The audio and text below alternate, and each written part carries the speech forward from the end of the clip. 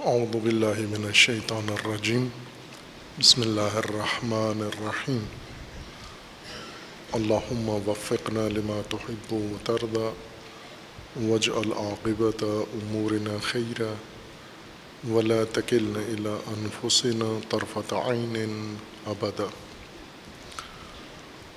رب ادخلنی مدخل صدق واخرجنی مخرج صدق واجعل لی من لدنک سلطانا نصیرا۔ تبیین فاتحۃ الکتاب میں آیہ پنجم ایاک نعبد و ایاک نستعین۔ اس آیہ شریفہ میں خداوند تبارک و تعالی نے انسانی ہدایت کی بنیاد کو ذکر فرمایا ہے، جو اصل مضمون ہے سورہ مبارکہ فاتحہ کا۔ قرآن کریم کا موضوع اصلی ہدایت ہے، ہدی للناس و ہدی للمتقین، اور پھر قرآن کی مختلف صورتوں اور آیات کا اصلی موضوع بھی ہدایت ہے۔ ہدایت انسان کے لیے، انسانی زندگی کے لیے، اور انسانی زندگی کے خصوصاً اجتماعی پہلو کے لیے، چونکہ انسان کی اجتماعی زندگی حاوی ہے انسان کی باقی زندگی کے پہلوؤں پر۔ باقی انسانی زندگی کے پہلو انسان کی اجتماعی زندگی کی آغوش میں تشکیل پاتے ہیں، پرورش پاتے ہیں، رشد کرتے ہیں، تکامل حاصل کرتے ہیں، یا برعکس زوال کا شکار ہوتے ہیں، نابودی کا شکار ہوتے ہیں، تباہی کا شکار ہوتے ہیں۔ یہ سب دار و مدار انسان کی اجتماعی زندگی پر ہوتا ہے۔ اس لیے قرآن کریم نے ہدایت کا رخ، اصلی رخ انسان کی اجتماعی زندگی کی جانب رکھا ہے، اور سورہ فاتحہ میں جو آغاز ہے، ابتدائیہ ہے قرآن کریم کا، اس میں ہدایت کی بنیادیں ذکر کی ہیں، وہ امور اور اصول جن پر نظام ہدایت قائم ہے، اور نظام ہدایت اس کے اصولوں کے سہارے پر تکمیل ہوا ہے و تشکیل پایا ہے۔ ان دو اصولوں میں، ان اصول ہدایت میں دو اصول بہت ہی بنیادی اہمیت رکھتے ہیں۔ ہدایت کے نظام میں یہ دو اصل بنیادیں ہیں، انہی پر باقی سارا ڈھانچہ نظام ہدایت کا قائم ہے۔ ایک اللہ تعالیٰ کی الہیت و الوہیت، اور دوسرا انسان کی عبدیت۔ چونکہ اللہ کی طرف سے انسان کے لیے یہ ہدایت مقرر ہوئی ہے، اور ہدایت کا ایک پہلو، بنیادی پہلو اللہ تعالیٰ کی الہیت ہے، اللہ الہ ہے، یہ اساس ہے، بنیاد ہے، اور دوسرا انسان الہ کے سامنے عبد ہے، اور ان دونوں کے بغیر ہدایت بے معنی ہے۔ ان دونوں کے بغیر باقی تو کچھ چیز بنائی جا سکتی ہے، ہدایت کا نظام نہیں تشکیل پا سکتا۔ اور ہمیں موجودہ انسانی نسل کو اور مسلمان نسل کو جس چیز کی طرف توجہ ضروری ہے، آگاہی ضروری ہے، التفات ضروری ہے، وہ قرآن کو ہدایت کا منشور سمجھنا ہے۔ چونکہ قرآن کریم مسلمانوں میں مقبول ہے، قبول کرتے ہیں مسلمان، احترام کرتے ہیں اس کا، تعظیم کرتے ہیں اس کی، پڑھتے ہیں اس کو، رغبت رکھتے ہیں اس کو، لیکن ہدایت کے طور پر اسے نہیں مانتے، مقدس مانتے ہیں، متبرک مانتے ہیں، باعث حصول ثواب مانتے ہیں، لیکن ہدایت نہیں مانتے۔ یعنی ہدایت کا منشور اور ہدایت کا دستور اپنی زندگیوں کے لیے قرآن کو تسلیم نہیں کرتے، اور یہ تدریجاً یہ غلطی اور غلط فہمی مسلمانوں کے اندر پیدا ہوئی ہے۔ اس کے بانی پرانی نسلیں ہیں، لیکن اس کی وارث اس نظریے کی موجودہ نسل ہے، اور قرآن کریم نے یہ ہر نسل کو تنبیہ کی ہے کہ اگر پرانی نسل گمراہی پر تھی تو آپ اس کی گمراہی کو بنیاد قرار دے کر آپ گمراہوں کی راہوں کو نہ اپنائیں، بے شک وہ آپ کے ہی آبا و اجداد ہوں، آپ کے بزرگ ہوں، لیکن اگر انہوں نے غلط راستہ اپنایا ہے، کسی غلطی پر تھے، تو آپ کو اللہ تعالیٰ نے مستقلاً شعور دیا ہے، علم دیا ہے، آگاہی دی ہے، سوچنے سمجھنے کی صلاحیت دی ہے، حق و ناحق کی تشخیص کی صلاحیت و استعداد آپ کو عطا کی ہے۔ اس لیے آپ کے پاس کوئی عذر و مجبوری نہیں بن سکتی کہ چونکہ ہمارے آبا و اجداد، ہمارے بزرگ، موجودہ بزرگ یا سابقہ بزرگ کسی غلطی پر تھے تو ہم مجبوراً ان کی غلطی کو مان رہے تھے۔ ایسا عذر کسی انسان سے قبول نہیں ہے جس کے اندر فہم ہے، فراست ہے، عقل ہے، شعور ہے، ارادہ ہے۔ ایسے انسان سے یہ عذر قبول نہیں کیا جائے گا۔ پہلی چیز جو قرآن کریم کے متعلق ضروری ہے وہ یہ کہ اس کو کتاب ہدایت، منشور ہدایت اور دستور ہدایت مانے انسان، اور ہدایت بھی اپنی روزمرہ زندگی کی ہدایت، یہی زندگی جو گزار رہا ہے، اسی زندگی کی رہنمائی اور اسی زندگی کی ہدایت قرآن کو سمجھے۔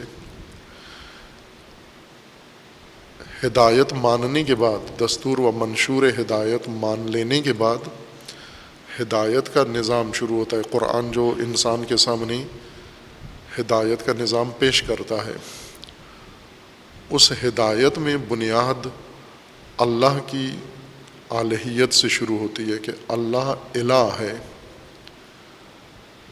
یہ پہلا مطلب ہے جو انسان کو تعلیم دیا جاتا ہے، لا الہ الا اللہ، اللہ کے علاوہ کوئی الہ نہیں ہے۔ یہ ہدایت کے دائرے میں داخل ہونے کے لیے اقرار، اعتراف، معرفت، توجہ، آگاہی و شعور یہ ضروری ہے۔ یعنی انسان کی زندگی کا انقلابی نقطہ یہ ہے کہ اللہ کے علاوہ کوئی الہ نہیں ہے۔ الہ ترجمہ جو ہوا ہے، تفسیر ہوا ہے، وہ معبود کے معنی میں، الہ کا مطلب معبود ہے، اور معبود جس کی عبادت کی جائے۔ عبادت کا ترجمہ و معنی و تفسیر پرستش کیا گیا ہے، جہاں سے انسان کے ہاتھ سے ہدایت کی زمام ہی چھوٹ جاتی ہے۔ ہدایت کی ڈور کا سرا انسان کے ہاتھ آیا تھا، اور وہ ہے لا الہ الا اللہ، اللہ کے علاوہ کوئی الہ نہیں ہے۔ یہ ہدایت کا ڈور کا سرا ہے، یہ انسان کو تھما دیا گیا، اور انسان نے اقرار کر لیا، مان لیا، کم از کم مسلمان و مومن انسان نے اسے تسلیم کر لیا ہے کہ اللہ کے علاوہ کوئی الہ نہیں ہے۔ لیکن یہ زیادہ دیر انسان کے ہاتھ میں ہدایت کا یہ سرا، حبل اللہ، ہدایت کی رسی، نجات کی رسی کا یہ سرا زیادہ دیر انسان تھام نہیں سکا، سنبھال نہیں سکا، بلکہ فوراً ہی مفسرین نے اس کے ہاتھ سے چھڑا دیا۔ لا الہ میں الہ ہدایت کا اصل نقطہ ہے، اور وہ معنی کیا اس کا کہ یہ معبود ہے، اور معبود جس کی پرستش کی جائے، جس کی پوجا کی جائے، یعنی ہدایت کا رخ ہدایت سے موڑ کر پوجا کی طرف موڑ دیا گیا۔ اللہ جو پوجا کا منتظر ہے، یا اللہ نے انسان کو پوجا کا حکم دیا ہے، اور انسان نے اللہ کی پوجا کرنی ہے، پرستش کرنی ہے۔ اور اس کے مقابلے میں عبد اس کو ترجمہ کیا عابد، عبد کا ترجمہ عابد کیا ہم نے، عبادت کرنے والا۔ عبادت پوجا پرستش ہے، عابد پرستش کرنے والا۔ عبادت پرستش، عابد پرستش کرنے والا، معبود جس کی پرستش کی جا رہی ہو۔ تو ساری ہدایت سمٹ کر پرستش کے اندر اکٹھی کر دی گئی، اور پھر پرستش کی تفسیر، پرستش کے آداب، پرستش کے اصول، پرستش کے طریقے، پرستش کی شکلیں، پرستش کے مبادی، پرستش کے نتائج، پھر سارا رخ ادھر مڑ گیا پرستش کی طرف۔ اور یہاں سے انسان قرآن کی ہدایت سے دور ہو گئے۔ وہ انسان جنہوں نے قرآن کو مانا تھا، جنہوں نے قرآن کو لیا تھا، قبول کیا تھا، اور قرآن کو قبول کرتے ہیں، قرآن پڑھتے ہیں، قرآن کو اہمیت دیتے ہیں، رغبت رکھتے ہیں، لیکن قرآن سے کچھ حاصل نہیں کرتے، خصوصاً وہ چیز حاصل نہیں کرتے جو قرآن ان کے لیے لے کر آیا ہے، یعنی ہدایت۔ تو ظاہر ہے خشت اول چون نہد معمار کج، تا سریا برود دیوار کج۔ جب کسی عمارت کی خشت اول پہلی اینٹ ٹیڑھی لگتی ہے، یہ عمارت اگر بلند ہو کر سریا تک جا پہنچے، آسمان تک، تو بھی ٹیڑھی ہی ہوگی، ساری عمارت ٹیڑھی ہوگی۔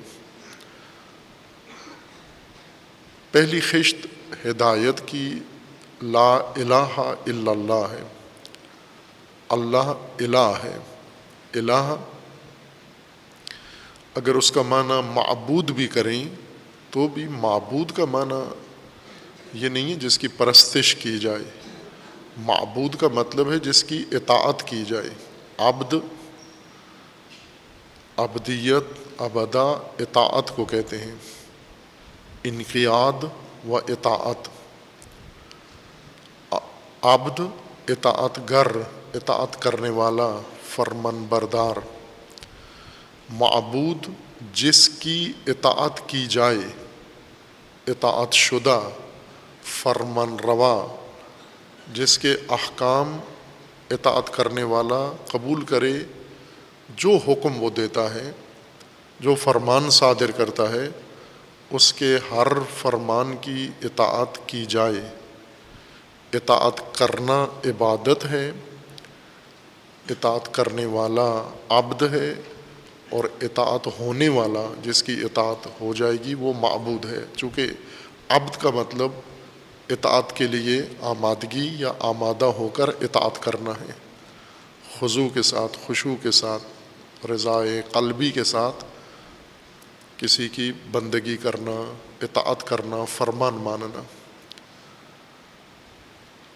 جب انسان اس چیز کو، دو چیزوں کو مان لیتا ہے کہ میں عبد ہوں، میرا یعنی اطاعت کرنے والا، میرا کام اطاعت کرنا ہے، اور میرا الہ اللہ ہے، الہ یعنی معبود جس کی اطاعت کی جائے، اور جس کی اطاعت لازم ہو وہ حاکم ہے، وہ فرمان روا ہے۔ پس ہدایت کی بنیاد اللہ کی فرمان روائی اور انسان کی فرمان بری پر قائم ہے۔ یہ دو ستون ہیں، فرمان روائی اور فرمان بری، فرمان برداری۔ فرمان اللہ کی طرف سے بے حیثیت الہ فرمان صادر ہوگا، اور انسان بے حیثیت عبد فرمان بر اور فرمان بردار ہوگا۔ کس بارے میں یہ فرامین ہوں گے؟ موضوع فرامین کا کیا ہوگا؟ انسان کی زندگی، انسان کی پرورش، انسان کی حفاظت، انسان کا تکامل، انسان کا اپنے مقصد زندگی تک جانا اور پہنچنا، یہ احکام اس بارے میں ہوں گے۔ تمام احکام الہ کی طرف سے، فرمان روا کی طرف سے فرمان بردار کو صادر ہوں گے، جو فرمان بردار کی زندگی سے متعلق ہوں گے۔ جو فرمان اس کی زندگی سے متعلق نہیں ہیں وہ اس کو نہیں دیا جائے گا، وہ اس کی ابدیت میں شامل نہیں ہیں۔ یہ انسان جب عبد بن جاتا ہے، عبدیت اختیار کر لیتا ہے اور اللہ کو اپنا الہ فرمان روا مان لیتا ہے، پھر اس کے بعد اس کا اظہار کرنا ہوتا ہے کہ میں نے اللہ کو اپنا فرمان روا مان لیا ہے اور میں اللہ کی اطاعت اور اللہ کی فرمان برداری میں آ گیا ہوں۔ اس کا اظہار کرنا ضروری ہے انسان کا۔ اس کا اظہار دو جگہ کرتا ہے، ایک اللہ کے سامنے اس کا اظہار کرتا ہے کہ میں نے یہ روش اپنا لی ہے، میں نے یہ اسلوب زندگی اپنا لیا ہے کہ میں اللہ کا بندہ ہوں، یعنی فرمان بردار، اور اللہ میرا حاکم اور اللہ میرا فرمان روا ہے۔ ایک اللہ کے سامنے اس کا اظہار کرنا ہے، اور دوسرا باقی انسانوں کے سامنے اس کا اظہار کرنا ہے۔ یہ اظہار ضروری ہے۔ اس حقیقت کو انسان نے چھپانا نہیں ہے، یعنی اللہ کی حاکمیت پر اس کا ایمان، عقیدہ، اور اپنی ابدیت پر اللہ کی فرمان روائی اور اپنی فرمان برداری، ان دونوں کا اس نے اظہار کرنا ہے، اللہ کے سامنے بھی اور باقی انسانوں کے سامنے بھی۔ اس اظہار کے لیے ایک نظام بنایا گیا ہے جس کو عبادت کہتے ہیں۔ ابدیت کے بعد عبادت ہے۔ ابدیت فرمان بری، فرمان برداری، عبادت اس کا اظہار ہے۔ لہٰذا جو عبادتیں مقرر کی گئی ہیں یہ تمام دین نہیں ہے، یہ اصل حقیقت کا اظہار ہے، اظہاریہ ہے۔ یہ صرف اللہ کے سامنے بھی حاضر ہو کر یہ انسان تکرار کرتا ہے اپنی اس طریقے کو، اس ایمان کو، اعتقاد کو، اور لوگوں کے سامنے بھی اس کا اظہار کرتا ہے کہ میں اس منہج پر زندگی گزار رہا ہوں، میں اللہ کو اپنا حاکم و فرمان روا مانتا ہوں، اور میں اللہ کے احکام کا اور حکومت کا اور حاکمیت کا فرمان بردار ہوں، تاکہ دوسرے لوگ بھی اس کو پہچان لیں، مشخص ہو جائے کہ یہ انسان اس نظریے کا اور اس طریقے کا پیروکار ہے، اللہ کی حاکمیت کا اور اللہ کے احکام کی فرمان برداری کا پیروکار ہے یہ، تاکہ باقی لوگ بھی اس کے ساتھ اب اپنے تعلقات، اپنا میل جول، اپنا طریقہ کار واضح ہو جائے ان کے لیے، وہ اس کے بارے میں مردد نہ ہو، مذبذب نہ ہو کہ یہ شخص معلوم نہیں کس کی حکومت میں ہے، کس کو حاکم مانتا ہے، کس کا فرمان بردار ہے۔ یہ بات دوسروں انسانوں کو روشن کرنے کے لیے، واضح کرنے کے لیے ضروری ہے۔ اس لیے عبادتیں، جو مقرر عبادتیں ہیں شریعت مقدسہ میں، جیسے نماز ہے، جیسے روزہ ہے، یہ ابدیت کا اظہار ہے، یہ خود ابدیت نہیں ہے، اظہار کے لیے ہے، اور یوں نہیں کہ اسی میں ساری بات ختم ہو جاتی ہے۔ اللہ کو یہی اظہار چاہیے تھا اور اللہ کو یہی پرستش چاہیے تھی. اس کا ترجمہ پرستش ہے. عبدیت کا مطلب اطاعت ہے، عبادت کا مطلب پرستش ہے. یہ پرستش کے زمرے میں آتا ہے. نماز پڑھنا، اللہ تعالیٰ کے حکم کے مطابق وضو کرنا، باطہارت ہونا، اور پھر قائم ہونا، کھڑے ہونا، رکوع کرنا، سجود کرنا، مقررہ آداب کے ساتھ یہ معین عمل انسان بجا لائے، یہ پرستش کے زمرے میں آتا ہے. یہ پرستش ثبوت ہے انسان کے عبد ہونے کا. اس کی زندگی میں جو کچھ اس نے منہج اختیار کیا ہے، یہ اس کے ثبوت کے طور پر پیش کرتا ہے، اللہ کے سامنے بھی اور بندوں کے سامنے بھی پیش کرتا ہے. خوب، اس نقطے پر انسان اب ہدایت کے لیے جو بنیادیں قبول کرتا ہے، سمجھتا ہے پہلے اللہ کی حاکمیت، اللہ کی فرمان روائی. پھر جب فرمان روا اللہ ہے اور میں نے زندگی گزارنی ہے تو اسی کے نام پر میری زندگی گزرے گی. یہ نہ ہو کہ میرا حاکم الہ اللہ ہے، اطاعت میں نے اللہ کی کرنی ہے، لیکن میری زندگی کسی اور نام پر گزر رہی ہو، کسی اور منشور کے تحت گزر رہی ہو. اللہ کے نام پر زندگی گزرنی ہے. بسم اللہ الرحمن الرحیم. اور وہی اللہ جو میرا فرمان روا ہے، حاکم ہے، اس کی میں نے اطاعت کرنی ہے. میری زندگی کی زمام اسی کے ہاتھ میں ہے.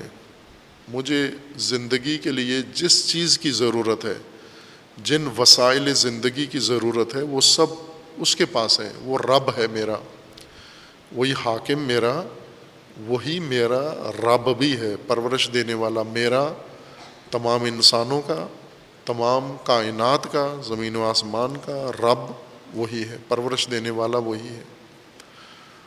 اور اس کا جو پرورشی نظام ہے وہ رحمانی و رحیمی ہے. اور مالک بھی وہی ہے، الہ بھی ہے، رب بھی ہے، مالک بھی ہے. اور یہ الہ و حاکم و رب و مالک رحمان ہے اور رحیم ہے.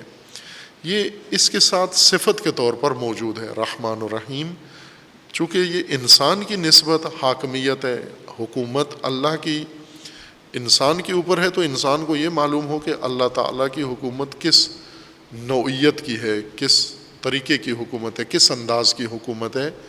رحمانی و رحیمی حکومت ہے. اور اللہ کی ربوبیت کا بھی انداز وہی ہے جو اللہ کی حاکمیت کا انداز ہے، اسلوب ہے. یعنی رحمانی و رحیمی. اور مقصود رحمان و رحیم سے یہ ہے کہ جو بھی انسان اور غیر انسان کی ضرورت ہے وہ سب انسان کو بلا معاوضہ اور دیگر موجودات کو بلا معاوضہ فراہم کرنی ہے. ایک تو وافر مقدار میں یہ رحمت، یہ وسائل انسان کو دینے. رحمان وسائل زندگی دینے والی ذات، وافر مقدار میں. اور رحیم وسائل زندگی، یہی وافر وسائل زندگی مسلسل دینے والی ذات، جس میں وقفہ نہیں ہوگا، تسلسل کے ساتھ، ثبات کے ساتھ یہ وسائل زندگی مجھے اسی رب نے عطا کرنے ہیں. اور وہ مالک ہے یوم الدین کا. یوم الدین یعنی تین مجموعہ ہے اطاعت کے لیے جو احکام مقرر ہوئے ہیں، ان احکام کا مجموعہ دین ہے، اس کے فرامین کا مجموعہ دین ہے. دین کا مطلب بھی اطاعت شدہ قانون ہے، یا جس قانون کے لیے اطاعت لازمی قرار دی جائے وہ دین ہے. یوم الدین یعنی زمانہ جس میں انسان زندگی گزار رہا ہے. یوم زمانہ ہے، چھوٹا یا بڑا، اور وہ زمانہ خصوصیت رکھتا ہے اپنی. انسان کی زندگی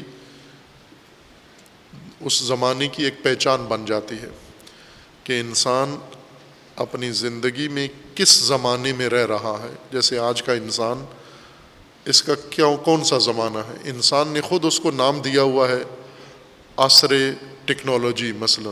تو یہ یوم انسان کا یوم ہے فناوری یا ٹیکنالوجی کا.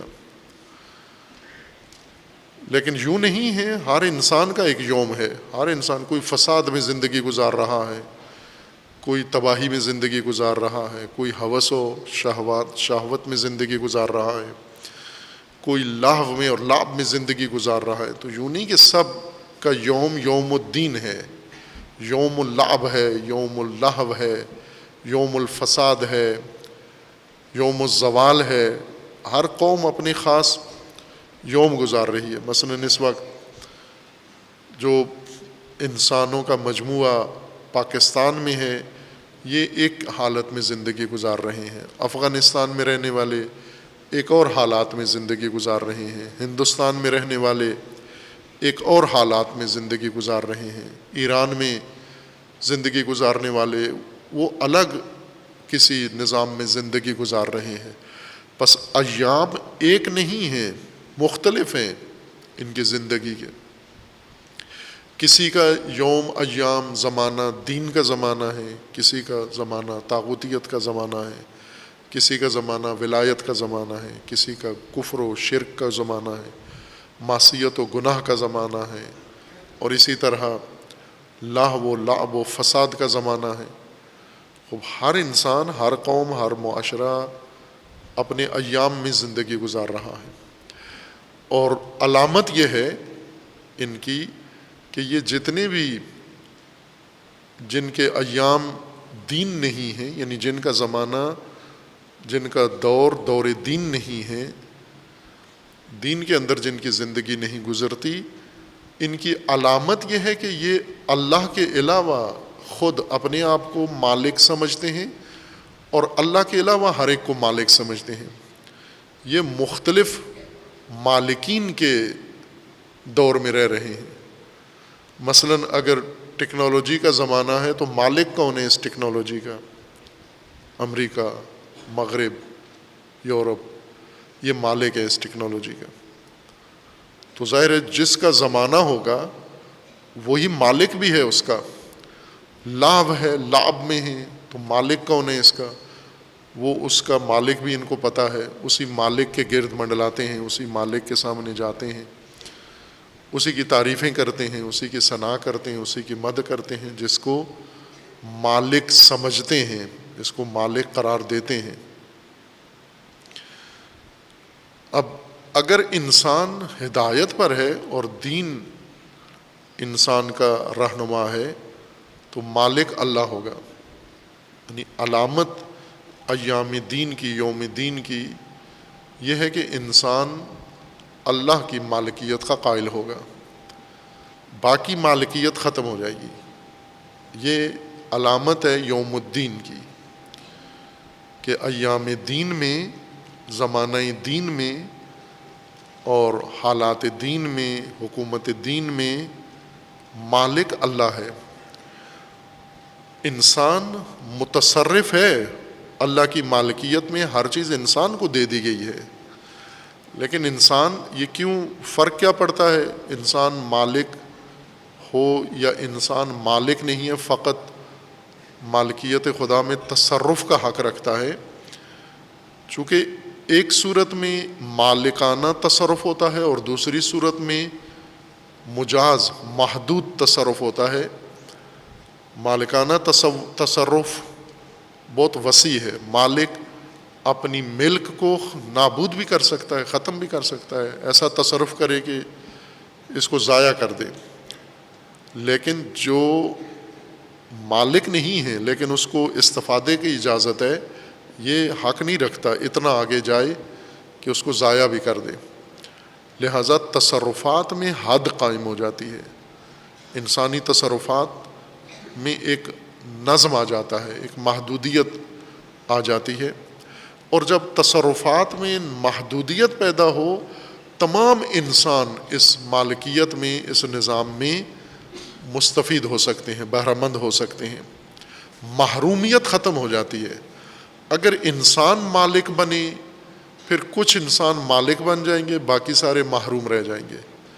اگر اللہ مالک ہو، تمام انسان یکساں حیثیت رکھتے ہیں، ہر انسان جس حیثیت کا ہو، جس قوم قبیلے کا ہو، وہ اللہ کی مالکیت میں یکساں طور پر استفادہ سب چیزوں سے برابر اور مساوی طور پر کریں گے۔ ہر چیز ان کے لیے، سب کے لیے عمومیت رکھتی ہے اور مجاز ہے۔ جیسا ابھی ہے انسان، ہم ابھی جس دور میں زندگی گزار رہے ہیں، یہ دور دین کا دور نہیں ہے، یوم الدین میں نہیں رہ رہے۔ علامت یہ ہے کہ ہر چیز کے مالک سرمایہ دار ہیں، اور آپ سرمایہ داروں کی ملک میں زندگی گزار رہے ہیں۔ سرمایہ داروں کی ملکیت کا معنی یہ ہے کہ آپ سب محروم ہیں۔ جس طرح اعداد و شمار باقاعدہ طور پر مستند اعداد و شمار دنیا میں نشر کیے جاتے ہیں کہ تمام دنیا کے مالک 1% انسان ہیں۔ اس وقت جو سرمایہ دار ہیں جن کے پاس مالکیت ہے، 1% پاکستانی، 1% پاکستانی مالک ہیں، اور 99% پاکستانی محروم ہیں اس چیز سے جو ان سب کی مشترکہ ہے، جو ان سب کے لیے ہے۔ پاکستان سرزمین ہے، زمین ہے، آسمان ہے، فضا ہے، اس کے اندر جو کچھ ہے، دریا ہیں، ندیاں ہیں، نالے ہیں، معدنیات ہیں، جو کچھ ہے یہ ان سب کا ہے۔ یہ مساوی طور پر ان 22 کروڑ کا ہے، لیکن یہ 22 کروڑ اس میں کوئی حق نہیں رکھتے، چونکہ 1% نے ساری زمین قبضے میں لے لی ہے، باقی سب ان کے محتاج ہیں ابھی۔ اگر یہ یوم الدین ہوتا، یوم الدین میں یہ پوری سرزمین موجودہ نسل کی ہے، موجودہ نسل کے اختیار میں ہے، یہ نسل چلی جائے گی تو یوم الدین ہے چونکہ، لہٰذا خودکار طور پر یہ اگلی نسل کے اختیار میں چلی جائے گی۔ یوم الدین میں اگلی نسل خلیفہ بن جاتی ہے، اور یہ نسل اس کی مستخلف بن جاتی ہے، وہ مستخلف ہو جاتی ہے، یعنی اس کی جانشین اگلی نسل بن جائے گی تمام چیزوں کی۔ اور جو اللہ تعالیٰ نے پرورش کے وسائل، زندگی کے وسائل پیدا کیے ہیں اور انسانوں کے لیے، وہ تمام وسائل تمام انسانوں کو میسر آ جاتے ہیں اگر یہ یوم الدین ہو۔ لیکن اگر یوم الدین نہیں ہے پھر مالکیت اللہ کی انسانوں کے نظام میں نہیں ہوگی، انسان مالک ہوں گے اور نتیجہ وہ ہوگا جو ابھی ہے، اس وقت موجود ہے۔ اس ساری صورتحال میں انسان اظہار کرتا ہے، اب اللہ تعالیٰ کی بارگاہ میں آ کر عہد کرتا ہے اور اپنی زندگی کا فیصلہ کرتا ہے۔ ایاک نعبد، یعنی اب انسان کی طرف سے ان سارے تناظر میں، اس ہدایت کے نظام میں فیصلہ ہے، ارادہ ہے، انسان کا عزم ہے، اور اس کا اظہار کرتا ہے اسی سورہ کے اندر۔ ایاک نعبد، یعنی دوسرے لفظوں میں انسان کو بتایا جا رہا ہے کہ یہ تیری ہدایت کا نظام ہے اور یہ اللہ کا نظام ہے، اس نظام میں تیری یہ حیثیت ہے، اور اب تو نے اگر یہ فیصلہ کر لیا ہے ایاک نعبد، تو تو ہدایت پر ہے، ہدایت پر آ گیا ہے۔ اور اگر یہ فیصلہ نہیں کر پایا ایاک نعبد، تو اس کا مطلب یہ ہے کہ وہ نظام ہدایت یا تیرے لیے واضح نہیں ہوا یا واضح ہو گیا ہے اور تو نے قبول نہیں کیا، انکار کر دیا ہے، یہ کفر ہے۔ اگر انسان یہ فیصلہ نہ کرے، ارادہ نہ کرے ایاک نعبد، یہی کفر ہے، یہی انکار ہے، یہی الحاد ہے، جیسا کہ اکثریت انسانوں نے یہ فیصلہ کیا ہوا ہے۔ ایاک نعبد نہیں مانا ہوا، ہم اطاعت و بندگی اللہ کی نہیں کریں گے، اللہ کے علاوہ الہ کو قبول کریں گے، اور کیا ہوا ہے، اکثریت ایسے ہیں۔ ایاک نعبد اسی طرح سے ہے کہ ہم شہادت دیتے ہیں، نشہد انکا لرسول اللہ، ہم گواہی دیتے ہیں کہ آپ اللہ کے رسول ہیں۔ اب یہ درست بات ہے جو آپ کہہ رہے ہیں۔ سورہ منافقون کے مطابق منافق یہ کہتے ہیں کہ ہم گواہی دیتے ہیں کہ آپ اللہ کے رسول ہیں، اور قرآن یہ فرماتا ہے کہ یہی صحیح بات جو کر رہے ہیں یہ جھوٹے ہیں، یہ کذاب ہیں، یہ جو کہہ رہے ہیں ہم گواہی دیتے ہیں ہم کہ آپ اللہ کے رسول ہیں۔ اسی طرح ایاک نعبد سورہ مبارکہ منافقون میں ہے، بسم اللہ الرحمن الرحیم، اذا جاءک المنافقون قالوا نشہد انک لرسول اللہ واللہ یعلم انک لرسولہ واللہ یشہد ان المنافقین لکاذبون۔ یہ بہت اہم آیت ہے، انسان کی ہدایت کے لیے بہت اہم آیت ہے، ہر انسان کے لیے، کہ جب آپ اپنی زبان سے ایک صحیح بات کر رہے ہوتے ہیں جو حق کے مطابق ہے، واقعیت کے مطابق ہے، اور پھر بھی آپ کو کہا جائے کہ منافق بھی ہیں اور جھوٹے بھی ہیں، آپ دونوں لقب دیے جائیں صحیح بات کرنے پر، کہ منافق بھی ہو اور جھوٹے بھی ہو، کذاب بھی ہو، وہ پلٹ کے کہہ سکتے ہیں کہ کیا ہماری بات غلط ہے جو ہم کہہ رہے ہیں، ٹھیک بات کر رہے ہیں آپ، لیکن آپ منافق اور آپ جھوٹے بھی ہو۔ یہ اس وقت ہوتا ہے کہ جب انسان زبان سے ایک چیز کا اظہار کرے لیکن اس کے مطابق اس کی زندگی کا نظام نہ ہو۔ مثلا جب یہ کہتے ہیں کہ ہم گواہی دیتے ہیں آپ اللہ کے رسول ہیں، تو اللہ کے رسول کی گواہی کا جو تقاضا ہے وہ آپ پورا نہیں کرتے، یعنی اللہ کے رسول کا کوئی فرمان مانتے نہیں ہیں، اللہ کے رسول کی کوئی بات تصدیق نہیں کرتے۔ آپ کہہ رہے ہو کہ آپ اللہ کے رسول ہیں، لیکن بحیثیت رسول آپ کو جو کرنا چاہیے تھا اطاعت رسول وہ نہیں کر رہے آپ، اور صرف یہ کہہ رہے ہیں کہ ہم گواہی دیتے ہیں آپ اللہ کے رسول ہیں۔ اس طرح کے اظہار سے انسان منافق بھی ہوتا ہے اور کاذب بھی ہوتا ہے، جھوٹا بھی ہوتا ہے۔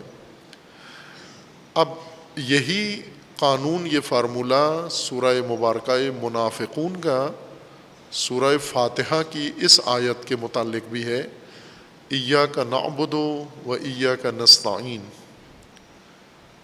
ہم تیری ہی اب عبادت کرتے ہیں، یعنی اطاعت کرتے ہیں۔ اب عبادت کا مطلب ایاک نعبد اطاعت ہے، یعنی تو حاکم ہے، ہم تیری ہی فرمان بری کرتے ہیں، فرمان برداری کرتے ہیں، تیرے علاوہ کسی کو فرمان روا نہیں مانتے، تیرے علاوہ کسی کی فرمان بری نہیں کرتے، فرمان برداری نہیں کرتے۔ ایاک نعبد کا یہ مطلب ہے۔ خوب اب دیکھنا یہ ہوگا کہ یہ جو کہہ رہے ہو ایسے کرتے بھی ہو یا نہیں کرتے ہو، یعنی اللہ کے علاوہ کوئی الہ بنایا ہوا ہے آپ نے یا نہیں بنایا ہوا۔ اگر اللہ کے علاوہ الہ بھی بنایا ہوا ہے، حاکم بنایا ہوا ہے، طاغوت کو حاکم بنایا ہوا ہے، کسی فاسد انسان کو حاکم بنایا ہوا ہے، اپنے بڑوں کو حاکم بنایا ہوا ہے، قبیلے کے سردار کو حاکم بنایا ہوا ہے، کسی کو بھی اپنا فرمان روا، یعنی فرمان جس کا ہو اور میں مانتا جاؤں، جو وہ کہتا جائے میں قبول کرتا جاؤں، یہ کیا ہوا ہے عملاً یا نہیں کیا ہوا؟ اگر ہے آپ کی زندگی میں اس طرح کی صورتحال کہ آپ نے فرمان روا بہت ساروں کو مانا ہوا ہے اور ان کے فرامین کی فرمان برداری بھی کر رہے ہیں آپ، تو اس کا مطلب ہے جھوٹ بول رہے ہیں، منافق ہیں۔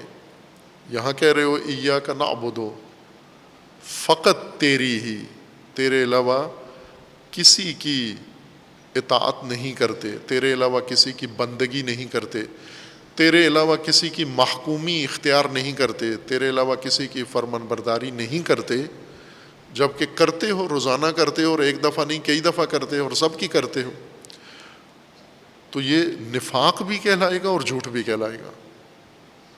اسی طرح ایاک نستعین بھی ہے، ہم تجھ ہی سے عون چاہتے ہیں، مانگتے ہیں، طلب کرتے ہیں، لیتے ہیں۔ خوب یہ بھی انسان نے فیصلہ کر لیا ہے کہ میں عون مجھے اللہ سے چاہیے۔ عون اس طاقت کو کہتے ہیں، بھرپور طاقت کو، جس کے آنے سے انسان کا ضعف اور انسان کی کمزوری دور ہو جاتی ہے۔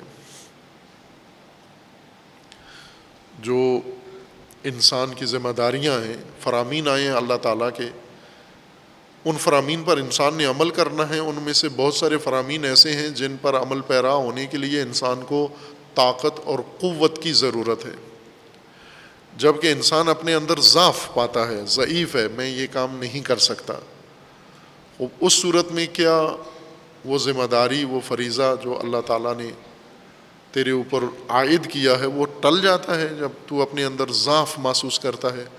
کمزوروں پر اللہ کی ذمہ داریاں ختم ہو جاتی ہیں؟ نہ، کمزوروں پر اللہ کی ذمہ داریاں باقی ہیں، ان کو کمزوری ختم کرنے کا حکم ہے، اور وہ طاقت، وہ ذریعہ جس سے ہماری کمزوری ختم ہو جائے اور ہم اپنے فریضے پر عمل کرنے یا اپنی ماموریت کو انجام دینے کے قابل ہو جائیں، بھرپور طاقت آ جائے، اس کو عون کہتے ہیں۔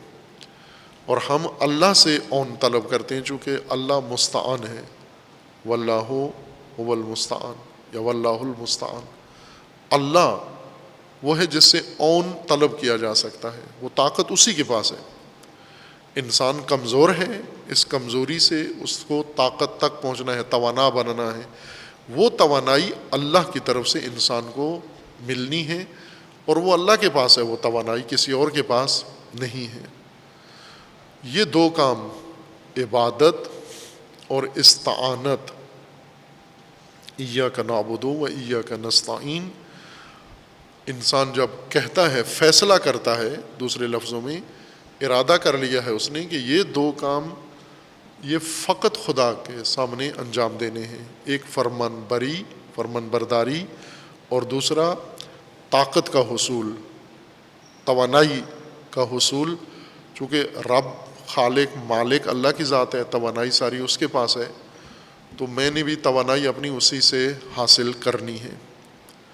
اور اللہ نے دونوں کے لیے اہتمام کیا ہوا ہے۔ اپنے فرامین پہنچانے کے لیے اللہ نے اہتمام کیا ہے، کتابیں آسمانی نازل کی ہیں، انبیاء مقرر فرمائے ہیں، اوصیاء منسوب کیے ہیں، تاکہ اللہ کے فرامین فرد فرد تک پہنچ جائیں، یہ ایک اہتمام ہے۔ اور اسی طرح استعانت کا بھی اللہ تعالیٰ نے نظام بنایا ہے، جو توانائی کے وسیلے، ذریعے، اسباب جو انسان کو اگر نصیب ہوں تو انسان کے اندر یہ توانائی بھرپور طریقے سے آ سکتی ہے۔ خوب اب آپ توجہ کریں کہ مثلا اس وقت جو پہچان ہے ہماری پاکستان کی، ضعیف ملکوں میں سے ہے، کمزور ممالک میں سے ہے۔ اس کمزوری نے انسان کو، پاکستانی انسان کو عبد بنا دیا ہے غیر اللہ کا، دیگر طاقتوں کا، سرمایہ داروں کا، طاقتور ممالک کا عبد بنا دیا ہے۔ اب یہ جو استعانت کے لیے رجوع کرتے ہیں اپنی کمزوریاں دور کرنے کے لیے، معیشت کی کمزوری اور امنیت کی کمزوری، سیاست کی کمزوری، ہر کمزوری کے لیے، علمی کمزوری، علمی طور پر کمزور ہیں، کہاں رجوع کرتے ہیں؟ ایاک نعبد و ایاک نستعین۔ ملک کا وزیر اعظم تقریر کرتے ہوئے یہ آیت پڑھتا ہے، سابقہ وزیر اعظم، موجودہ تو نہ پڑھتا ہے نہ کرتا ہے، پچھلا پڑھتا تھا کرتا نہیں تھا، ایاک نعبد و ایاک نستعین۔ لیکن اگر آپ ایاک نعبد کہتے ہو کہ اللہ فرمان روا ہے ہمارا، اللہ کے علاوہ کوئی فرمان روا نہیں ہے، اور کرتے نہیں ہو، ایسے تو منافق بھی ہو اور جھوٹے بھی ہو۔ اور اسی طرح ایاک نستعین، کمزور ملک رکھا ہوا ہے، کمزور قوم بنا دی ہے، اس قوم کی کمزوریاں دور کرنے کے لیے پڑھتے ہو ایاک نستعین، تجھ سے مدد مانگیں گے، لیکن مدد مانگنے کے لیے آپ دوسروں کی طرف چلے جاتے ہو، تو منافق بھی ہو اور جھوٹے بھی ہو۔ قرآن نے جو منافق کی پہچان کروائی ہے، ہم نے وہ فارمولہ استعمال نہیں کیا ہے. یہ خود ایک دلیل ہے اس بات پر کہ نہیں ہے، قرآن پر ایمان اعتقاد نہیں ہے، ہدایت کا اس کو ذریعہ نہیں سمجھتے، آگاہی کا ذریعہ نہیں سمجھتے. ورنہ قرآن تو جگہ جگہ بتا رہا ہے کہ منافق کس کو کہتے ہیں. نماز میں سستی کرنے والا منافق، جو کہے اور کرے نہیں وہ منافق، جو وعدہ کرے وعدہ خلافی کر دے وہ منافق، یو ٹرن لے لے منافق. یہ قرآن بتا رہا ہے منافق منافق منافق. ہم نہ اپنے اوپر پرکھتے ہیں اس میزان کو کہ یہ جو قرآن علامتیں بتا رہا ہے، جیسے کووڈ کی علامتیں ہیں، انسان اپنے آپ کو روز چیک کرتا ہے کہ میرے اندر تو نہیں ظاہر ہو رہی ہیں، یہ چھینک جو مجھے آئی ہے، یہ کھانسی جو مجھے ہو رہی ہے، یہ ٹیمپریچر میرا جو بڑھ گیا ہے، یہ کہیں وبا وائرس تو نہیں آ گیا.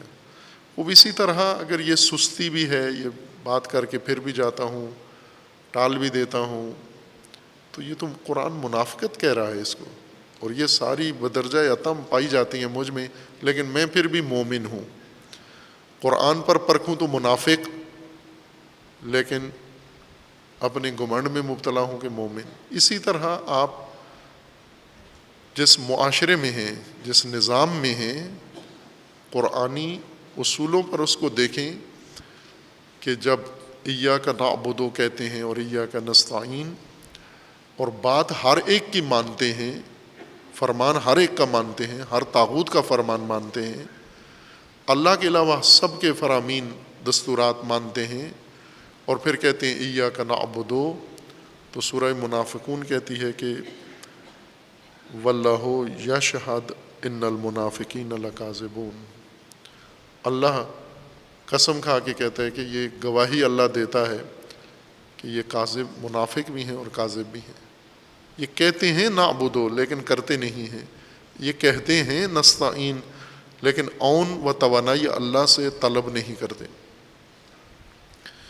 نعبد فرمان برداری ہے، نستعین توانائی حاصل کرنا ان کاموں کے لیے جو لازم ہیں، واجب ہیں، لیکن ان کی طاقت ہمارے پاس نہیں ہے، وہ توانائیاں حاصل کرنا نستعین ہے.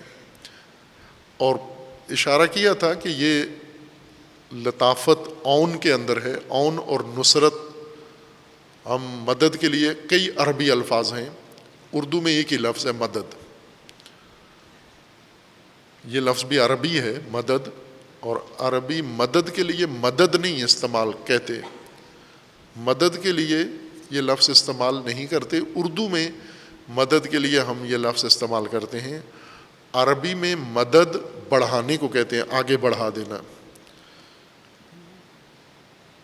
مدہ بڑھانا، آگے پیش کر دینا کسی کے سامنے. کچھ لینے کے لیے ہاتھ آگے بڑھانا، یہ بھی مد ہے، ہاتھ پھیلانا. مدد تو یدی، میں اپنے ہاتھ آپ کے سامنے پھیلا رہا ہوں. جو ہم اردو میں جس کا معنی مدد یا لفظ مدد استعمال کرتے ہیں، عربی میں اس کو نصرت، مساعدت، معاضدت اور معاونت کہتے ہیں. لیکن یہ مترادف الفاظ نہیں ہیں. نصرت کا مطلب یہ ہوتا ہے کہ کسی کا کام کوئی دوسرا آ کے کر دے، یہ نصرت ہے. کام آپ کا تھا، کر دوسرے نے دیا. مشق آپ کو لکھنی تھی، کسی اور نے لکھ کے دے دی. پیپر آپ نے لکھنا تھا، کسی اور نے لکھ کے دے دیا. یا یوں کہیں کہ وہ کام جو ہم نہیں کر پا رہے تھے، دوسرا آ کر ہمیں ایسی مدد دے، اس طرح سے ہمارا ساتھ دے کہ ہم وہ کام اس کے تعاون سے کرنے کے لیے تیار ہو جائیں. دوسرا ہماری مدد کر دے، دوسرا ہمارا کام کر دے، یہ نصرت ہے. معاونت یہ نہیں ہے، تعاون یہ نہیں ہے کہ کوئی آ کے میرا کام کر دے، نہ، وہ نہ کرے، کرنا میں نے خود ہے. وہ مجھے ایسا وسیلہ فراہم کرے، ایسی چیز مجھے دے جس سے میری توانائی بڑھ جائے، میرے اندر یہ کام انجام دینے کی صلاحیت اور قوت میں اضافہ ہو جائے. مثلا آپ تقریر کرنا چاہتے ہیں، نہیں کر سکتے، کوئی آپ کو لکھ کے دے دیتا ہے کہ یہ تقریر کر لو آپ، یہ عون نہیں ہے، معاونت نہیں ہے، یہ نصرت ہے۔ اس نے تقریر لکھ کے دے دی، آپ نے اس کی لکھی ہوئی تقریر پڑھ دی۔ عون یہ ہے کہ آپ میں جھجک ہے، ڈر ہے، خوف ہے کہ میں لوگوں کے سامنے، مجمع کے سامنے جا کر بات کروں گا، غلط ہو جائے گی، لوگ ہنسیں گے، مذاق اڑائیں گے میرا۔ خوب یہ خوف انسان کے اندر موجود ہوتا ہے، لہٰذا اس ضعف کی وجہ سے نہ دوسروں کے سامنے بول سکتا ہے، نہ تقریر کر سکتا ہے۔ اب یہاں پر ہمیں عون چاہیے، نصرت نہیں چاہیے، یہاں عون چاہیے۔ عون یعنی یہ ضعف میرا ختم ہو جائے اور میں توانا ہو جاؤں گفتگو پر، تقریر پر، وہ مجھے ایسی رہنمائی کرے، ایسی چیزیں بتائے جس سے میرے اندر سے یہ کمزوری ختم ہو جائے اور میں گفتگو اپنی تقریر کروں، نہ وہ لکھ کر دے۔ تقریر لکھ کر دے تو یہ عون نہیں ہے، استعانت نہیں ہے۔ اللہ تعالیٰ سے انسان عون طلب کرتا ہے، معونہ طلب کرتا ہے، طاقت انسان اللہ تعالیٰ سے طلب کرتا ہے، جس طاقت سے انسان خود اپنے کام کرنے کے قابل ہو جائے۔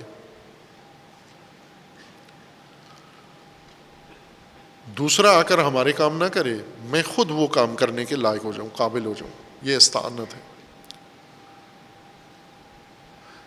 ایاک نعبد تکوینی طور پر قرآن کا فرمانا ہے کہ پوری کائنات اس کی پابند ہے۔ ایاک نعبد، اللہ کے علاوہ کسی کی اطاعت نہیں کرتے، پوجا نہیں ہے، پوری کائنات میں پوجا کا نظام نہیں ہے۔ پوجا صرف انسانوں کے اندر ہے، اظہار بندگی کا نام پرستش ہے، بندگی فرمان برداری کا نام ہے۔ اس فرمان برداری کو انسان جب آ کر کسی عمل کے ذریعے سے دوسروں کے سامنے اظہار کرتا ہے کہ میں عبد ہوں، فرمان بردار ہوں فلاں کا، یہ پوجا ہو جاتی ہے۔ جیسے کسی جماعت سے، پارٹی سے وابستہ انسان ہے، وہ اس کا پرچم لگا لیتا ہے، بینر لگا لیتا ہے، بیج لگا لیتا ہے، یہ اظہار ہے وابستگی کا کہ میرا حاکم، میرا لیڈر فلاں ہے، میں فلاں جماعت کا رکن ہوں۔ پرستش، نماز، روزہ اظہار ہے فرمان برداری کا۔ خود فرمان برداری نماز سے ہٹ کر ایک حقیقت ہے، نماز اس کا اظہار ہے۔ نماز ایک پرچم ہے، جھنڈا ہے، آپ نے لگا دیا ہے۔ نماز کا مطلب کیا ہے کہ متوجہ ہو جاؤ سارے، مجھ سے کوئی امید نہ رکھنا، میری امید پہ نہیں رہنا، میں اللہ کا بندہ ہوں۔ نماز کا یہ اعلان ہے کہ میرا فرمان روا اللہ ہے، باقی کوئی طمع توقع نہ رکھے مجھ سے۔ دیکھ نہیں رہے ہو کہ میں جھک کس کی بارگاہ میں رہا ہوں، سجدہ کس کی بارگاہ میں کر رہا ہوں، نماز کس کی بارگاہ میں ادا کر رہا ہوں۔ تو یہ اعلان ہے کہ جب نماز سے فارغ ہوں، چونکہ ہوتا ہے کہ جب مومن نماز میں مصروف ہوتا ہے تو گاہک پیچھے ساتھی، دوست پیچھے بیٹھے ہوتے ہیں کہ یہ نماز سے فارغ ہو جائے، پھر ہم اپنے فرامین اس کو دیں یا دوسروں کے فرامین اس کو سنائیں، اور وہ ایسا ہی کرتا ہے، نماز سے فارغ ہو کے سنتا ہے، جی بھائی کیا کہتے ہیں، بھائی اپنا پیغام بتاتے ہیں، میں یہ کہتا ہوں، کہتا ہے ٹھیک ہے، نماز پڑھ لی ہم نے، بوجھ اتر گیا، اب چلو آپ کا فرمان بجا لاتے ہیں، اب آپ کا دستور بجا لاتے ہیں۔ اسی کو قرآن کہتا ہے کہ واللہ یشہد ان المنافقین لکاذبون، منافق ہے وہ جھوٹا۔ ابھی اعلان کیا کر کے آئے ہو؟ نماز یعنی اعلان، کیا اعلان؟ کہ میں اللہ، ایاک نعبد، فقط اللہ کی بندگی کرنے والا ہوں، یہ میرا عمل نماز اعلان ہے کہ فقط اللہ کا فرمان بردار ہوں، اور نماز سے فارغ ہو کر دوسرے کا فرمان سن لیا، دریافت کر لیا اور عمل کر لیا تو منافق ہوں، جھوٹا ہوں۔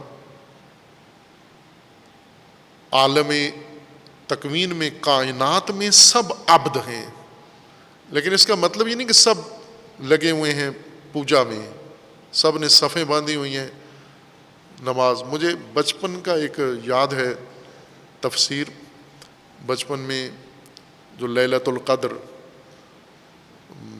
کرتے تھے بڑے شوق سے لیلۃ القدر میں.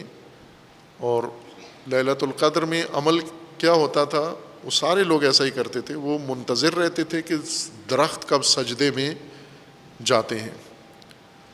بلکہ بعض واقعات بھی انہوں نے، کرامتیں بعض اولیاء کی، بزرگوں کی بیان کی ہوئی تھیں کہ کسی بندے نے وہ باہر نکلا تو اس کا بکری کھلی ہوئی تھی، تو اس نے وہ کھلی ہوئی بکری درخت سے باندھ دی.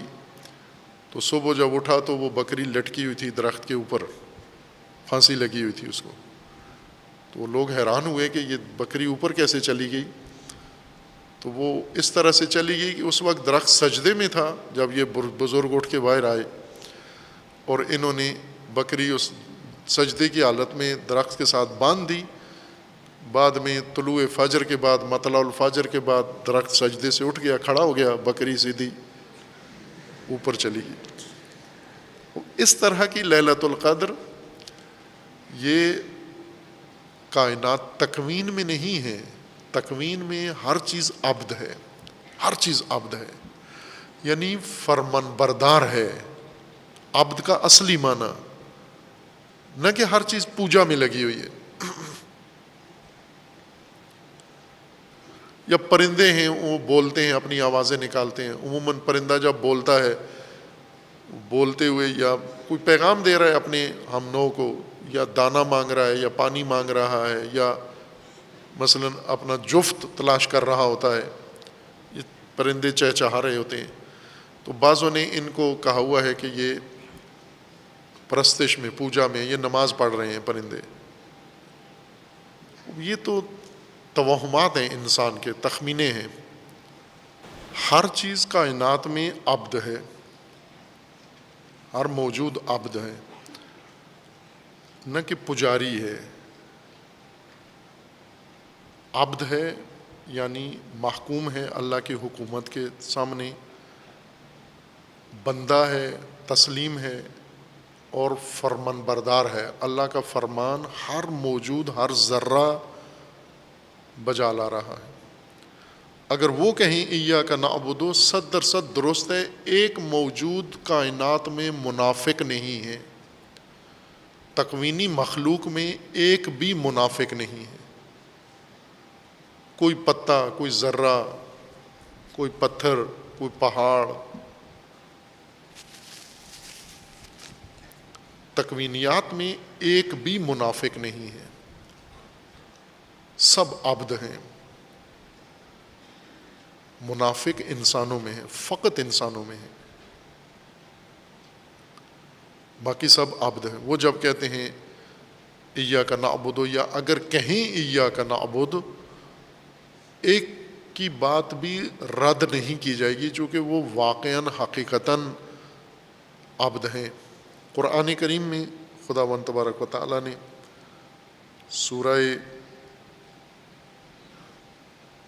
سورہ مبارکہ مریم آیا 93 میں بیان فرمایا اس کو. سورہ مبارکہ مریم میں آیا 93 میں اللہ تعالیٰ کا فرمانا ہے، ان کل من فی السماوات والارض الا آتی الرحمن عبدا. ان نفی کے لیے لا کے معنی میں ہے، یعنی کوئی بھی، یا ما کے معنی میں ہے. ان کلن یعنی ما فی السماوات والارض، جو بھی زمین و آسمان میں ہے، کوئی چیز بھی ہے. ان کل من فی السماوات والارض الا آتی الرحمن عبدا. آتی الرحمن عبدا، ہر چیز، ہر موجود، کل من فی السماوات، ہر چیز جو زمین و آسمان میں ہے. اب اس ہر چیز میں چھوٹی ہر چیز اور بڑی ہر چیز، سورج، چاند، ستارے، کہکشانے، یہ بھی، اور ان کے اندر جو کچھ موجود ہے زمین و آسمان میں بھی، یہ سب کچھ، یہ سب، یہ آت الرحمن عبدا، آت الرحمن عبدا، یہ رحمان کی طرف آنے والے ہیں عبد کی حیثیت سے، بے حیثیت عبد، بے حالت عبد. یہ سب عبد ہیں اللہ کے. نہ کہ پجاری ہیں سارے، ان کے لیے پوجا کا نظام نہیں ہے، انسان کے لیے ہے، عبادت انسان کے لیے ہے، ان کے لیے عبدیت ہے، وہ عابد نہیں ہے، عبد ہیں، عابد انسان ہے فقط، یعنی اظہار بندگی کرنے والا، جس سے بندگی کا اظہار بھی مانگا گیا ہے، طلب کیا گیا ہے۔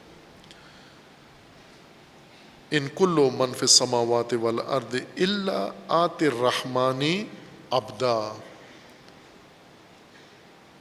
کوئی بھی موجود ایسا نہیں ہے مگر یہ کہ وہ اللہ کی طرف عبد بن کر آنے والا ہے، اللہ کی طرف آ رہا ہے اور آیا ہے اور عبد کی صورت میں آ رہا ہے۔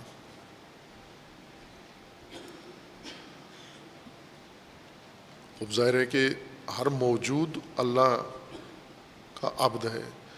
انسان اس معنی میں تکوینی حیثیت سے ہر انسان بھی عبد ہے، یہ کل من فی السماوات والارض میں انسان بھی شامل ہے، ہر انسان، مومن انسان، منافق انسان، کافر انسان، مشرک انسان، فاسد انسان، جو بھی تکوینی طور پر وجود میں آیا ہے، خلق ہوا ہے، مخلوق کا لباس اس نے پہنا ہے، یہ آت الرحمن عبدا، یہ عبد ہے اللہ کا۔ وہ پھر قرآن نے کیوں کہا کہ یہ مستکبر ہے یا منافق ہے؟ یہ دوسری فرمانبری ہے۔ انسان کے لیے دو فرامین ہیں، انسان کے علاوہ کائنات کے لیے ایک فرامین ہے، ایک طرح کے فرامین تکوینی فرامین، اور انسان کے لیے دو فرامین ہیں، وہ تکوینی بھی انسان کے لیے ہیں، ان فرامین میں ہر انسان عبد ہے اللہ کا، ہر انسان۔ لیکن جو دوسری قسم ہے فرامین کی، تشریعی فرامین، قوانین،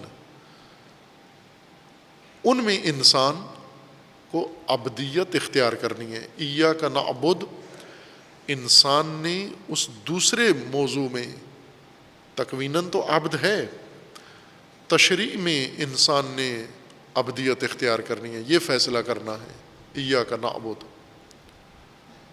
و ایاک نستعین، ورنہ تشریعاً تکویناً سب مستعین ہیں و سب عبد ہیں اللہ کے، سب اللہ سے وہ طاقت لے رہے ہیں جس سے اپنی کمزوری دور کر رہے ہیں، لیکن انسان نے تشریعاً جو کچھ اللہ سے لینا ہے اس کا اظہار سورہ مبارکہ فاتحہ میں کرتا ہے۔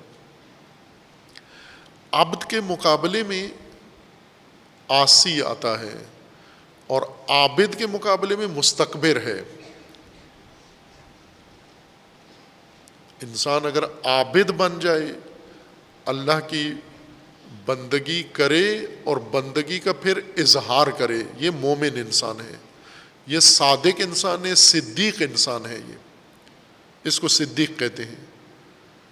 اللہ کی بندگی کرے اور اس بندگی کا اظہار بھی کرے، یہ عبد خدا ہے، عابد بھی ہے، عبد بھی ہے، یہ مومن ہے اور صدیق ہے۔ لیکن اگر بندگی نہ کر رہا ہو، عبد نہ ہو اور عابد ہو، الجھن اس کو ہے، مشکل میں یہ ہے، عابد ہو یعنی اظہار بندگی کا کرتا ہو لیکن بندگی نہ کر رہا ہو، یہ منافق ہے۔ جو اظہار نہیں کرتا، عابد بھی نہیں ہے، نہ بندگی اختیار کرتا ہے، نہ اظہار بندگی کرتا ہے، عبادت جو نہیں کرتا، پوجا نہیں کرتا، پرستش نہیں کرتا، یہ مستکبر ہے۔ یہ مستکبر اس کو کہتے ہیں کہ جو اپنے آپ کو بڑا سمجھتا ہے، بڑا ہے نہیں، چونکہ حقیقت میں تو عبد ہے۔ عبد اگر اپنے آپ کو بڑا سمجھنا شروع کر دے، کبیر سمجھنا شروع کر دے، کبریا سمجھنا شروع کر دے، بڑائی اپنی قائل ہو جائے، تو یہ مستکبر ہے۔ جو عبادت نہیں کرتا مستکبر ہے، جو عبادت کرتا ہے بندگی نہیں کرتا یہ منافق ہے، اور جو بندگی بھی نہیں کرتا اور بندگی کا اظہار بھی نہیں کرتا یہ عاصی و کافر ہے، جو اللہ کی بندگی قبول ہی نہیں کرتا، اللہ کو الہ تسلیم ہی نہیں کرتا اور فرمان برداری نہیں کرتا، یہ کافر اور عاصی ہے، یہ فاسق ہے۔ ایاک نعبد و ایاک نستعین۔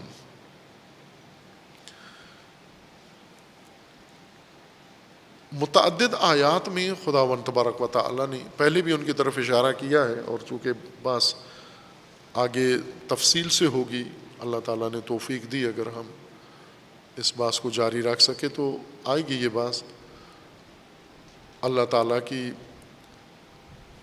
الہیت کے بارے میں بھی اور انسان کی عبدیت کے بارے میں بھی۔ سورہ مبارکہ فاتحہ میں ہدایت کے اصول، ابتدائی اصول انسان کے سامنے رکھے گئے ہیں، اور اس کے بعد انسان کا ہدایت کے ان اصولوں کے تناظر میں فیصلہ کہ اب جب میں سمجھ گیا ہوں کہ الہ اللہ ہے، رب اللہ ہے، مالک اللہ ہے، وہ رحمان ہے، رحیم ہے، اور میں نے اس کے الہ کے نام پر اس کی حاکمیت میں زندگی بسر کرنی ہے اس کے نام سے، تو پھر عہد کرتا ہے، فیصلہ کرتا ہے ایاک نعبد۔ اور یہ بہت اہم بنیادی انسان کا قدم ہے ہدایت کا، ایاک نعبد۔ اب میرا کوئی اور فرمان روا تیرے علاوہ نہیں ہے، اور میں نے کسی اور کا فرمان نہیں ماننا۔ جب یہ فرمان برداری کر لیتا ہے پھر ظاہر ہے اس کا اظہار بھی کرتا ہے، عابد بھی بنتا ہے۔ اگر عابد بھی ہو، عابد بھی یہ مومن صدیق ہے، اگر عابد نہ ہو اور عابد یہ منافق ہے، نمازیں پڑھتا ہے لیکن فرمان برداری نہیں کرتا، یہ منافق انسان ہے۔ اور اگر عابد بھی نہیں ہے اور اظہار بھی نہیں کرتا، عبادت بھی نہیں کرتا، یہ کافر ہے، یہ عاصی ہے، اللہ تعالیٰ کی مملکت کا، اللہ کے مالکیت کا، اللہ کی ربوبیت کا منکر انسان ہے یہ۔ خوب یہ جادہ ہدایت اب انسان کے لیے ضرورت پڑ جاتا ہے۔ جن چیزوں نے ہدایت کو ایجاب کیا ہے، یعنی ہدایت کو لازمی قرار دیا ہے انسان کے لیے، وہ سب جب انسان کے لیے واضح ہو گئی ہیں، اب انسان کو ہدایت کے لیے اسی عنوان کے ساتھ طلب کرتا ہے، اہدنا الصراط المستقیم۔ حاکم تیری ذات ہے، رب تو ہے، فرمان روا تو ہے، مالک تو ہے، رحمان و رحیم ہے، میں عبد ہوں اور میں تیرے علاوہ کسی کا عبد نہیں ہوں، اور میں نے جو کچھ انجام دینا ہے یہ عبدیت، یہ کمزوری ہے، کمزوری میں عبدیت نہیں پوری کی جا سکتی۔ استعانت کا بعد از عبدیت کا معنی یہ ہے کہ اس استعانت کے بغیر عبدیت ناممکن ہے، یعنی یوں کہ میں اپنے اوپر بھروسہ کر کے یہ کہوں کہ تو میرا الہ ہے اور میں تیرا عبد ہوں، اور اب میں تیری فرمان برداری، تیری فرمان بری کے لیے آمادہ ہوں، پس میں سارے فرامین تیرے بجا لا سکتا ہوں۔ نہیں کر سکتے ہو تم۔ اللہ کے فرامین بجا لانے کے لیے تمہیں اون کی ضرورت ہے، ضعیف ہو، کمزور ہو تم۔ اس لیے جہاں اظہار کرتا ہے انسان عبدیت کا، وہیں پر استعانت بھی چاہیے کہ یہ عبدیت بغیر استعانت کے ناممکن ہے۔ استعانت کیسے ہوگی؟ یوں نہیں کہ اللہ نے آ کر ہاتھ پکڑنا ہے تیرا، یا تیرے اندر پھونک مارنی ہے، طاقت آ جائے گی تیرے اندر، یا تو نے کوئی ورد کرنا ہے، کوئی ایسی آیت پڑھنی ہے، کوئی ایسا ورد کرنا ہے، تیرے اندر بھرپور طاقت آ جائے گی، جیسا توہمات میں، خرافات میں یہ چیزیں شامل ہوتی ہیں۔ صلاحیتیں اللہ نے دی ہیں، ان صلاحیتوں کو تو نے کمال تک پہنچانا ہے۔ یہ صلاحیتیں کمال تک پہنچانا، توانائی اسی سے آئے گی تیرے اندر، جب اپنے اندر موجود صلاحیتیں تو بھرپور طریقے سے کمال تک پہنچائے گا، تکامل کرے گا۔ لیکن یہ تکامل اللہ کی اون سے، معونہ خدا سے ممکن ہے۔ اللہ نے تیرے لیے ایسے اسباب رکھے ہیں جو تیری توانائی میں اضافہ کرتے ہیں۔ ہم جسمانی طور پر بعض اوقات چھوٹے بچوں کو یا بڑوں کو اسپتالوں میں ڈاکٹرز کے پاس لے جاتے ہیں اور انہیں مشکل کیا پیش کرتے ہیں کہ یہ کمزور ہے، اس کو تقویتی دوائیں دی جائیں۔ تو ڈاکٹر اس کا معائنہ ٹیسٹ کرتا ہے اور جو چیز کم ہو، جو وٹامن کم ہو اس کے اندر، وہی دوا کے طور پر اس کو تجویز دیتا ہے۔ یہ وٹامنز اس کے وجود کے اندر جا کر اس کے بدن کے اندر طاقت پیدا کرتے ہیں۔ یہ اون ہے، یہ وٹامنز، یہ ڈاکٹرز کی تجاویز، یہ اون ہے۔ آپ استعانت کے لیے ڈاکٹر کے پاس کہیں کہ ڈاکٹر صاحب مریض ہوں، میں ضعیف ہوں، کمزور ہوں، طاقت نہیں ہے میرے اندر۔ ضعیف لوگ ہوتے ہیں، ابھی روزے میں بعض کمزور ہو جاتے ہیں، ضعیف ہو جاتے ہیں۔ اس ضعف کو برطرف کرنے کے لیے کوئی طاقت کی چیز استعمال کرتے ہیں۔ یہ جو طاقت بدن میں بدن کی طاقت جو چیزیں بڑھا دیتے ہیں، یہ اون ہے، یہ معونہ ہے۔ انسان بندگی کے لیے کیا چیزیں انسان کو چاہیے؟ معونہ کیا ہے؟ جسمانی ضعف ان وٹامن سے اور خوراکوں سے توانائی بحال ہو جاتی ہے۔ ابدیت کے میدان میں ضعیف عبد کی توانائی کس چیز سے حاصل ہوتی ہے؟ اس کے لیے قرآن کریم میں خداوند تبارک و تعالیٰ نے ذکر فرمایا، اشارہ صرف یہاں کر دیتے ہیں، باقی بات اپنے مقام پر انشاءاللہ ہوگی۔ کون سی چیزیں انسان کو یہ توانائی عطا کرتی ہیں؟ ایک تو اللہ کی ذات ہے کہ وہ اللہ کی ذات میں تمام وسائل توانائی کے اللہ کے پاس ہیں، علمی توانائی، عملی توانائی، ہر طرح کی اللہ تعالیٰ کی طرف سے انسان کو میسر ہے۔ لیکن اس کے ساتھ ساتھ خداوند تبارک و تعالیٰ نے کچھ اور بھی وسیلے اور اسباب انسان کی معاونت کے لیے ایجاد کیے ہیں اور انسان کو عطا کیے ہیں، اور ہمیں حکم دیا گیا ہے کہ ان سے آپ نے کرنا۔ ایک دوسرے کے لیے بھی اللہ نے انسانوں کو انسانوں کا ذریعہ بنایا ہے۔ وَتَعَاوَنُوا عَلَى الْبِرِّ وَالتَّقْوَى وَلَا تَعَاوَنُوا عَلَى الْإِثْمِ وَالْعُدْوَانِ۔ تعاون کرو، تعاون ایک دوسرے کے اون، ایک دوسرے کی تقویت کرو۔ تناصر اور تعاون میں فرق ہے۔ تناصر یہ ہے کہ آپ کو وقت ملے تو دوسرے کے حصے کا کام آپ بھی کر دو جا کر، اس کو وقت ملے وہ آپ کے حصے کا کام کر دے، آپ کو وقت ملے آپ اس کے حصے کا کام کر دو۔ یہ تناصر ہے، مناصرہ ہے، ایک دوسرے کی نصرت کرنا۔ تعاون یہ ہے کہ ایک دوسرے کو قوت دینا، ایک دوسرے کی تقویت کرنا۔ اس نے اپنا کام خود کرنا ہے لیکن کمزور ہے، یہ تعاون آپ نے اس کو فراہم کرنا ہے تاکہ وہ اپنا کام خود کر سکے۔ تعاونوا علی البر والتقوی، جس سے اس کی طاقت میں اضافہ آ جائے۔ اور ایک چیز جو قرآن کریم نے تکراراً بیان فرمائی ہے وہ ہے وَاسْتَعِینُوا بِالصَّبْرِ وَالصَّلَاةِ، صبر و صلات۔ توانائی کے دو بڑے منبع صبر اور صلات ہیں۔ متعدد آیات میں ہیں، سورہ بقرہ میں ہے، سورہ بقرہ میں دو جگہ استعینوا بالصبر والصلاۃ ان اللہ مع الصابرین، اور اسی طرح قال موسیٰ لقومہ استعینوا باللہ واصبروا، اور سورہ یوسف میں بھی ہے فصبر جمیل واللہ المستعان علی ما تصفون۔ اللہ تعالیٰ نے آپ کو اون عطا کی ہوئی ہے، صوم و صبر و صلات، صوم و صلات نہ، صبر و صلات۔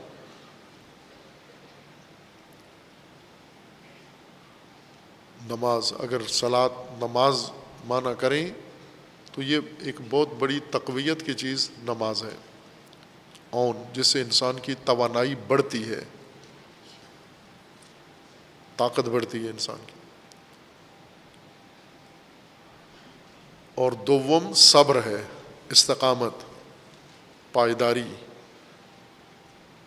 پائیداری سے انسان کی طاقت بڑھتی ہے، اون بڑھتی ہے، قوت زیادہ ہو جاتی ہے۔ اور مشکل کام جو انسان کمزور جن کے سامنے اپنے آپ کو سمجھتا ہے کمزور پڑ جاتا ہے، وہ سارے کام صبر اور مصابرہ اور صلات کے ذریعے آسان ہو جاتے ہیں، طاقت آ جاتی ہے، توانائی آتی ہے اس چیز سے۔ اب یہ اپنے مقام پر انشاءاللہ بات کریں گے کہ صلات سے کیسے استعانت انسان لے اور صبر سے کیسے استعانت لے، کس طرح طاقت توانائی انسان میں آتی ہے۔ یہاں اس آیہ مجیدہ کے حد تک ایاک نعبد و ایاک نستعین فیصلہ ہے انسان کا اس معرفت کے بعد جو اللہ کے بارے میں حاصل ہوئی ہے کہ میں فرمان برداری فقط تیری کروں گا، اطاعت، محکومی، حکومت تیری ہے، بس میرے اوپر تیرے علاوہ کوئی اور حاکم نہیں ہے۔ یعنی اگر ہم قرآن کے اندر اس آیت کا ترجمہ ڈھونڈیں ایاک نعبد، وہ آیت جو خود اس آیت کو ترجمہ کر رہی ہے وہ ہے ان الحکم الا للہ، یہی معنی ہے ایاک نعبد، ان الحکم الا للہ، اللہ کے علاوہ حکومت کسی کی نہیں ہے۔ یا دوسرا ترجمہ، دوسری آیت جو اس ایاک نعبد کو واضح کر رہی ہے، لا الہ الا اللہ، متعدد آیات میں لا الہ الا اللہ یہ مضمون قرآن میں تکرار ہوا ہے۔ یہ ایاک نعبد ہے، یہ لا الہ الا اللہ، تیرے علاوہ، اللہ کے علاوہ کوئی الہ نہیں ہے، یہی ہے معنی ایاک نعبد، یعنی تیرے علاوہ کوئی حاکم الہ نہیں ہے، اور میں تیرے علاوہ کسی اور حاکم فرمان روا کو فرمان روا نہیں مانتا، اس کی اطاعت اور اس کی فرمان بری نہیں کرتا، فرمان برداری نہیں کرتا، تو فقط فرمان روا ہے۔ یہی معنی بنتا ہے ایاک نعبد و ایاک نستعین کا۔ خوب، اب جب انسان فیصلہ کر لیا کہ بندگی بھی تیری اور استعانت بھی تجھ سے، یہاں سے اب عملی راستہ شروع ہو جاتا ہے اور انسان اللہ سے طلب کرتا ہے اہدنا الصراط المستقیم۔ اب اس کا صراط مستقیم بھی ہے، اس ہدایت کا، بندگی کا بالکل سیدھا راستہ ہے، اور وہ چاہیے مجھے صراط مستقیم روزمرہ زندگی میں، روزانہ اور ہر موقع کے لیے چاہیے یہ صراط مستقیم۔ اٹھوں سامنے صراط مستقیم نقشہ پڑا ہوا ہو، جیسے انسان سفر کرتا ہے نا تو آگے نقشہ پڑا ہوتا ہے گاڑی میں کہ یہاں سے آپ نے جانا ہے، اس سمت میں جانا ہے۔ آپ صبح جب اٹھتے ہو تو نقشہ صراط مستقیم کا آپ کے پاس ہو، آج دن، کل دن، تمام امور، اپنی ذمہ داریاں ساری اس نقشے کے مطابق میں نے بجا لانی ہے۔ یہ فرامین ہیں آج کے لیے، یہ دستورات ہیں آج کے لیے، نہ کہ زور کے بعد اتنی دفعہ یہ ذکر پڑھنا ہے، مغرب کے بعد، وہ نہ، وہ پوجا میں آ جاتا ہے، وہ ہدایت میں نہیں ہے، وہ اظہار ہے بندگی کا۔ ابھی بندگی کا راستہ مانگ رہے ہیں ہم اللہ سے، اہدنا الصراط المستقیم، بندگی کا راستہ چاہیے، یعنی فرمان برداری کا راستہ چاہیے۔ فرامین کہاں ہیں، کیا ہیں، اور وہ مجھے اب چاہیے، اور وہ بھی بالکل سیدھا مستقیم ہو، جس میں کوئی اعوجاج، کجی نہ ہو، الجھن نہ ہو، کنفیوژن نہ ہو، بالکل دو ٹوک صورت میں راستہ چاہیے۔ یہ اب انسان اللہ سے طلب کرتا ہے، اسے بعد میں بیان کریں گے۔ وصلی اللہ علی محمد وآلہ الطیبین۔